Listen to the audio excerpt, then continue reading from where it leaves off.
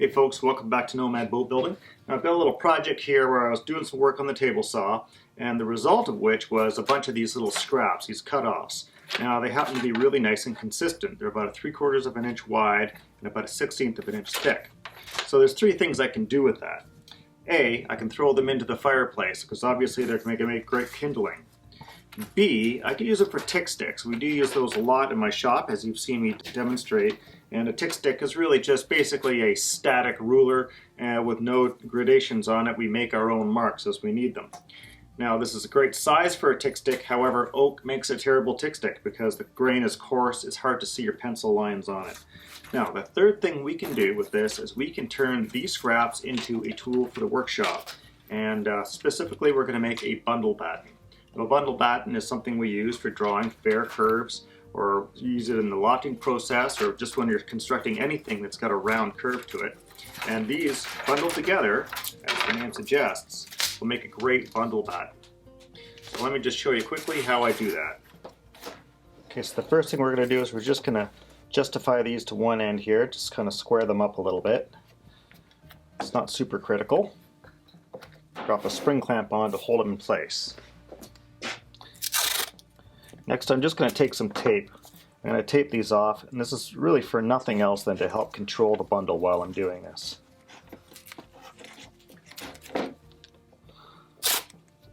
Throw a couple pieces down here at the squared off end.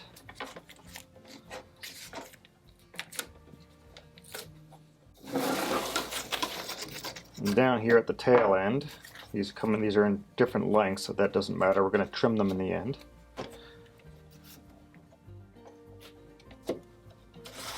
There we go. Just we want to make sure they're nice and flat. And if there's one particular piece that's particularly smooth on its faces, that's the one you want to use for the outside. So I picked a couple that look particularly nice. Those would be my outside faces. Okay, you can lose the spring clamp. Now the first thing we're going to do is we're just going to drill a couple holes. So I'm going to be working with copper rivets. So here we got a couple copper rivets. And they also have robes. Now these are dished robes. They can be a little bit hard to find. You can use flat washers instead. And you could get away with doing this even with steel. You can do this with steel nails and steel washers if you can't find copper. It's going to be a little harder to do with steel, but it can be done. First thing we need to do is pick out a drill bit that matches the diameter of that nail. Now we're going to come up from the tail end about an inch. I'm just going to drill a hole, and I'm going to come forward about 2 inches is probably a good distance.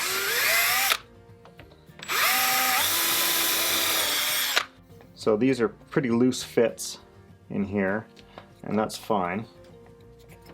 Now I've got this little iron here that's going to be my backing block. We'll flip that over. We're just going to leave that tape in place. It doesn't matter. I've got a rove that drops over top, and then we've got a bucking iron here. Now these bucking irons have got a little dished hole in there, but you can also just take any old piece of heavy chunk of steel and just drill a straight hole in there, and don't worry about the dishing. It's not that critical. The purpose of that iron is to drive the rove down onto the nail. You can see just a little bit sticking out there. These nails are just barely long enough.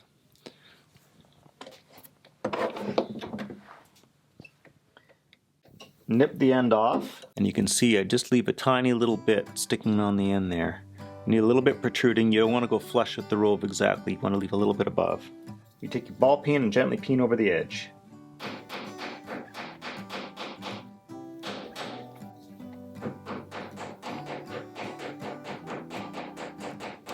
You see when I flip that over to the flat side of the hammer, we call that setting the rivet, and that just helps to drive it in a little bit tighter. The ball end is really just for rolling over those edges. And there we go. So let's do another one.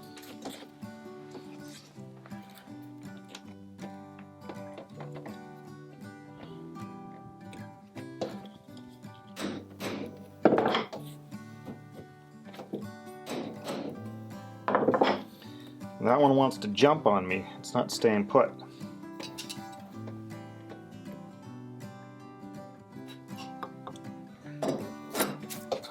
If you can see that, it doesn't want to stay put.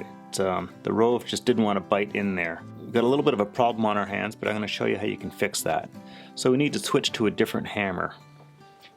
We're going to switch to a Warrington or cross peen hammer. Okay, now I'm using the cross peen on the hammer to try and spread the end of that little rivet out a bit more. It's just got the ability to sort of force things to move a little bit further away. And by doing that, it's going to capture that rove onto there a little more effectively, especially since I didn't have much of a flat surface to work with. And then of course, once you've got it splayed, you can go ahead with your regular peening action, and you can get away with doing it with the flat end of your hammer. Just not quite as effective. There we go. Now, if you can't find nippers that are nice and flat like these guys, and you end up with ones that leave a real sharp end on there, well then the cross peen method is the way to go. You just make sure you start peening across the sharp end of that rivet. Now we'll just trim these to length.